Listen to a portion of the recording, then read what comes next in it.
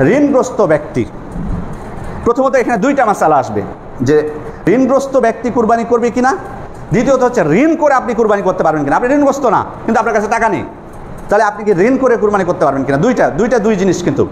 একটা হলো ঋণগ্রস্ত, অলরেডি আপনি ঋণগ্রস্ত, আপনার উপর ঋণ আছে, আপনি কুরবানি করতে পারবেন কিনা। দেখুন, ঋণগ্রস্ত ব্যক্তির ক্ষেত্রে সবসময় যে বিষয়টা আমরা বলি, জাকাতের ক্ষেত্রেও অনেকে এই প্রশ্নটা করেন যে আমি ঋণগ্রস্ত, আমাকে জাকাত দিতে হবে কিনা।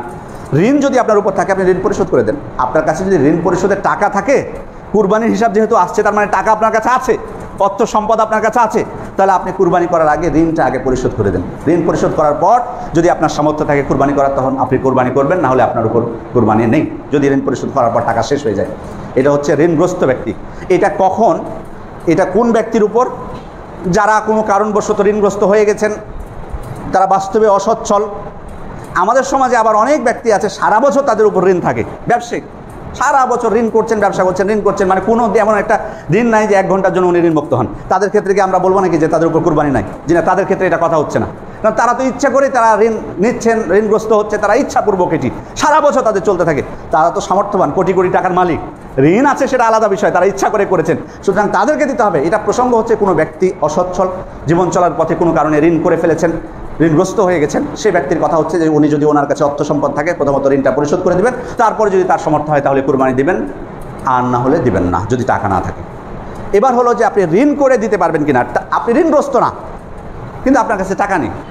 এক্ষেত্রে ওলামা ইকরাম বলছেন, যদি আপনার মনে হয় যে আপনি খুব দ্রুতই ঋণটা পরিশোধ করে দিতে পারবেন, এখন হয়তো সাময়িক কষ্ট, তাহলে আপনি পারবেন।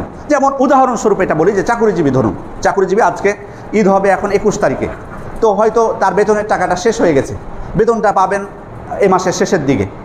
তো এক্ষেত্রে যেহেতু তার সম্ভাবনা আছে মাসে 30,000 টাকা বেতন পান বা 40,000 টাকা বেতন পান, এখন নেই, কিন্তু যেহেতু তিনি পারবেন শোধ করে দিতে খুব অচিরেই, এরকম যদি কারো আশা থাকে, তাহলে উনি ঋণ করে কুরবানি দিতে পারেন, উনি ঋণ করে কুরবানি দিতে পারেন।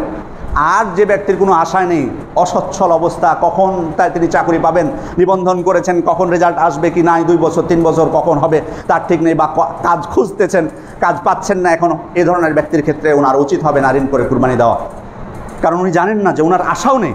সে কারণে মূল কথা হচ্ছে যে যদি কারো আশা থাকে যে আমি অচিরেই ঋণটা পরিশোধ করে দিতে পারবো, তাহলে উনি কুরবানি ঋণ করে দিতে পারেন।